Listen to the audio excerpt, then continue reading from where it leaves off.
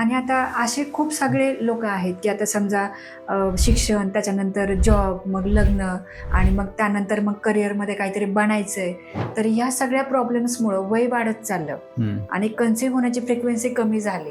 मग असं काही आहे का गर्भसंस्कारांमध्ये, की ज्याच्यामध्ये गर्भधारणा पण व्हायला हेल्प होते किंवा कन्सीव्ह होण्यासाठी पण तुमच्याकडून हेल्प होऊ शकते, असं नक्की, काही आहे का? नक्की, नक्की. कारण आयुर्वेद शास्त्रामध्ये गर्भसंस्कार हे गर्भधारणा झाली, यूपीटी पॉझिटिव्ह आली, आता नाही प्रेग्नन्सी राहिली हे कळाल्यापासून गर्भसंस्कार चालू होतात.